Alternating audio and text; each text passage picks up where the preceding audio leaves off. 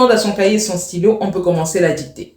La grossesse ne guérit pas le SOPK. Je répète, la grossesse ne guérit pas le SOPK. Point. Et je comprends pourquoi beaucoup de femmes ont cette idée reçue, c'est parce qu'on a extrêmement résumé le SOPK à un problème d'infertilité. Pour certaines femmes, quand on leur a même annoncé qu'elles souffraient de ces maladies, on n'a même pas utilisé le terme SOPK, on a simplement dit, vous aurez du mal à avoir des enfants, vous ne pourrez plus avoir d'enfants, etc. Donc, pour certaines, pour beaucoup de femmes même, quand elles arrivent à avoir un enfant malgré ce diagnostic-là, bah pour elles, elles ont vaincu le SOPK, mais c'est absolument faux. Pour la majorité des femmes, le SOPK, et ça ce sont les statistiques qui nous le disent, c'est le fruit d'une condition métabolique. Et donc, tant que vous n'avez pas réglé cette condition métabolique, vous n'avez pas réglé la cause de votre SOPK.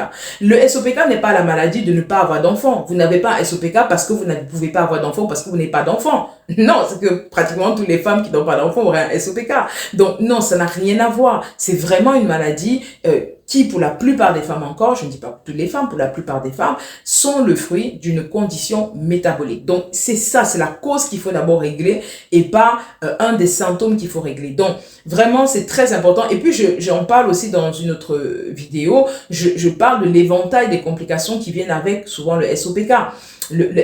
Parmi tous les problèmes qui viennent avec le SOPK, il y a certes des problèmes d'infertilité, mais il y a aussi des risques accrus d'AVC, des risques accrus d'infarctus, des risques accrus de diabète de type 2, comme son SOPK associé avec une résistance à l'insuline, des risques aussi de cancer, de l'endométriose, de l'ovaire. Donc, ça ne se résume pas à l'infertilité, même si je sais à quel point cet aspect-là est un aspect très très important pour les femmes parce que la majorité veulent avoir des enfants, mais vraiment ça ne se limite pas qu'à ça, c'est un éventail de problèmes que vous avez, une condition de santé tout simplement qui est défaillante et qu'il faut régler. Donc vraiment, je répète encore une fois, tomber enceinte, même si on vous a diagnostiqué un SOPK, ne veut pas dire avoir soigné son SOPK.